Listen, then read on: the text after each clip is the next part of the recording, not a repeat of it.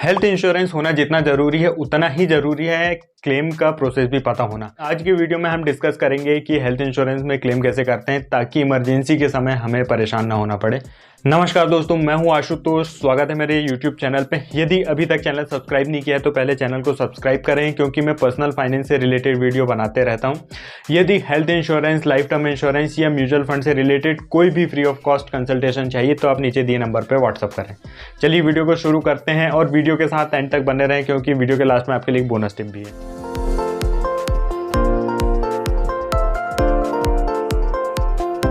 Health insurance का claim हम दो टाइप से कर सकते हैं, पहला तो कैशलेस और दूसरा रीइंबर्समेंट। किसी भी इंश्योरेंस कंपनी के बहुत सारे नेटवर्क हॉस्पिटल होते हैं, तो जब हम किसी नेटवर्क हॉस्पिटल में इलाज के लिए जाते हैं तो वहाँ हमें कैशलेस की फैसिलिटी मिलती है। मतलब कि जो हॉस्पिटल का बिल का पेमेंट है वह हमें नहीं करना पड़ता है, इंश्योरेंस कंपनी डायरेक्ट हॉस्पिटल में हमारा बिल सेटल कर देती है। लेकिन जब हम नॉन नेटवर्क हॉस्पिटल में जाते हैं तो फिर वहाँ पर हमारा जो बिल है हमें खुद पे करना पड़ता है, और उस बिल के लिए फिर हमें इंश्योरेंस कंपनी में रीइंबर्समेंट के लिए अप्लाई करते हैं, और क्लेम क्लियर होने के बाद जो इंश्योरेंस कंपनी हमारे अकाउंट में वो बिल का पेमेंट डिपॉजिट करती है। यदि आपके पास हेल्थ इंश्योरेंस की पॉलिसी है तो आपको आपके आसपास के नियर बाई नेटवर्क हॉस्पिटल की जानकारी होना चाहिए, और हमें कोशिश करना चाहिए कि हम जब भी ट्रीटमेंट के लिए जाएं तो इन्हीं नेटवर्क हॉस्पिटल में जाएं और कैशलेस ट्रीटमेंट कराएं। क्योंकि जब हम कैशलेस ट्रीटमेंट कराते हैं तो जो सारे डॉक्यूमेंटेशन का जो काम होता है वो हमारे बिहाफ में जो हॉस्पिटल में TPA, third party administrator desk वाले जो होते हैं वो लोग करते हैं। तो हमें इन सब डॉक्यूमेंट्स के ज़्यादा झंझट में पड़ना नहीं पड़ता है। लेकिन जब हम रीइंबर्समेंट कराते हैं तो पूरा डॉक्यूमेंटेशन का काम हमें करना पड़ता है। तो ऐसे में क्या होता है, यदि हम प्रॉपर और कंप्लीट डॉक्यूमेंट नहीं देते हैं तो फिर ऐसे में हमारे क्लेम्स डिले होते हैं। जब भी आप हॉस्पिटलाइजेशन एक्सपेक्ट कर रहे हैं तो कोशिश करें कि अपनी इंश्योरेंस कंपनी को 1 से 2 दिन पहले इन्फॉर्म कर दें। उससे क्या होगा कि आपके हॉस्पिटलाइज्ड होने से पहले ही आपका इनिशियल अप्रूवल आ जाएगा और आपको एडमिशन के समय कुछ पे करना नहीं पड़ेगा। क्योंकि जब हम इमरजेंसी में जाते हैं तो हमें कुछ अमाउंट पे करना पड़ता है ताकि हमारा ट्रीटमेंट तुरंत चालू हो जाए हमारे इनिशियल अप्रूवल आने तक।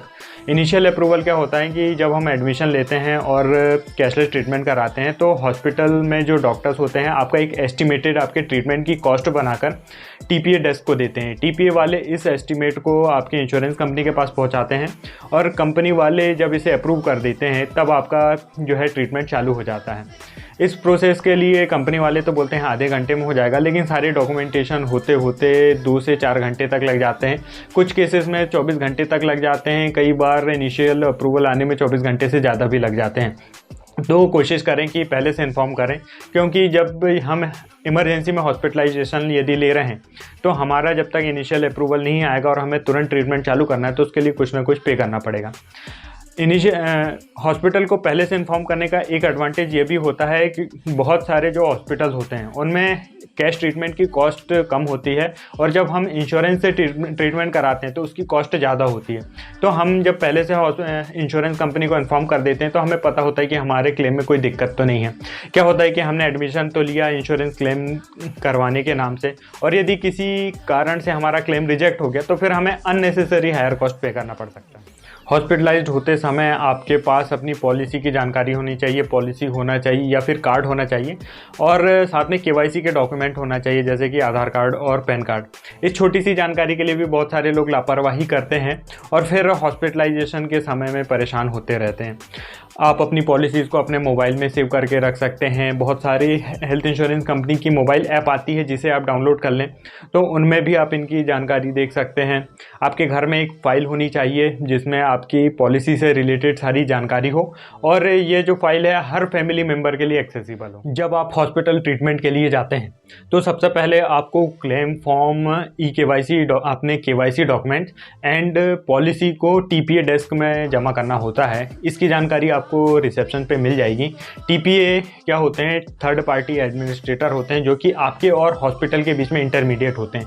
TPA वाले पहले हॉस्पिटल से आपके ट्रीटमेंट का एस्टिमेट लेकर इनिशियल अप्रूवल के लिए इंश्योरेंस कंपनी को भेजते हैं, और जब आप डिस्चार्ज होने लगते हैं तो आपसे बिल, डॉक्यूमेंट, डिस्चार्ज समरी वगैरह कलेक्ट करके आपके फाइनल बिल को फाइनल अप्रूवल के लिए इंश्योरेंस कंपनी के पास भेजते हैं। इस प्रोसेस में 1 से लेकर 4 घंटे तक लग जाते हैं आपका फाइनल अप्रूवल आने में, और जब आपका फाइनल अप्रूवल आ जाता है तो जो इंश्योरेंस कंपनी है नॉन पेएबल आइटम्स को छोड़कर जो रिमेनिंग अमाउंट है इसका पेमेंट डायरेक्ट हॉस्पिटल को कर देती है और इस बचे हुए नॉन पेएबल आइटम्स का पेमेंट करके आप हॉस्पिटल से डिस्चार्ज हो सकते हैं। ये नॉन पेएबल या नॉन डिस्पोजेबल आइटम्स होते हैं जो कि हेल्थ इंश्योरेंस में कवर नहीं होते हैं। कई बार इन नॉन पेएबल आइटम्स की कॉस्ट 10 to 20% तक हो सकती है आपके क्लेम अमाउंट के।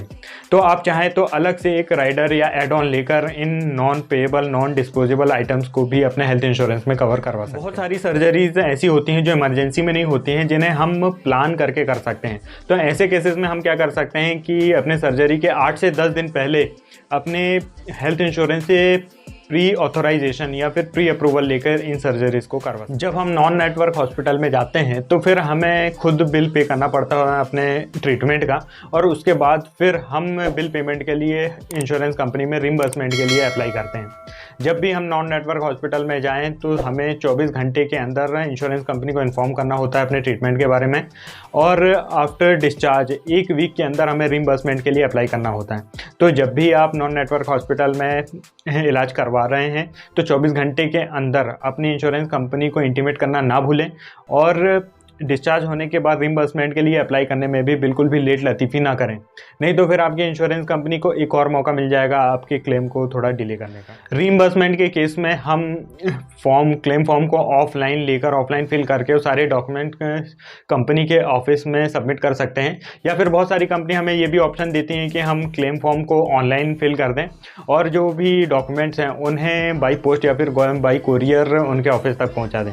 एक बात का विशेष ध्यान रखें कि जितने भी डॉक्यूमेंट है सभी ओरिजिनल होने चाहिए, चाहे आपके फार्मास्यूटिकल बिल हो, हॉस्पिटल रिसिप्ट हो, आपकी मेडिकल रिपोर्ट्स हो या फिर डिस्चार्ज समरी हो, आपको सारे डॉक्यूमेंट ओरिजिनल देने हैं। फोटोकॉपी बिल्कुल भी नहीं चलेगी। यदि आपको अपने डॉक्यूमेंट्स की ज़रूरत पड़ती है फ्यूचर में तो आप क्लेम सेटल होने के बाद वापस से कंपनी से मंगा सकते हैं अपने डॉक्यूमेंट्स। जब भी पॉलिसी लें तो मेक श्योर कि उसमें कोई भी स्पेलिंग मिस्टेक ना हो। आपकी पॉलिसी में जो नाम है आपके पैन कार्ड, आधार कार्ड, एक KYC डॉक्यूमेंट से मैच होना चाहिए। जब भी आप रिम्बर्समेंट के लिए अप्लाई करें तो कोशिश करें कि एक ही बार में सारे complete documents along with your KYC document भेजें, ताकि कोई बाद में क्वेरी रेज ना हो और ना ही आपके क्लेम्स डिले हों। जिस तरह हम रिम्बर्समेंट के लिए अप्लाई करते हैं उसी तरह हमारे प्री हॉस्पिटलाइजेशन और पोस्ट हॉस्पिटलाइजेशन के जो एक्सपेंसेस हैं उनके रिम्बर्समेंट के लिए भी इसी तरह से अप्लाई करते हैं। अब बात करते हैं बोनस टिप की।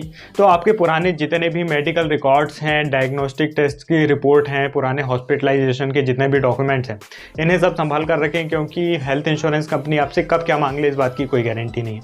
Stay safe, stay aware. यदि आपको ये वीडियो अच्छा लगा हो तो लाइक करें, अपने दोस्तों के साथ शेयर करें। धन्यवाद।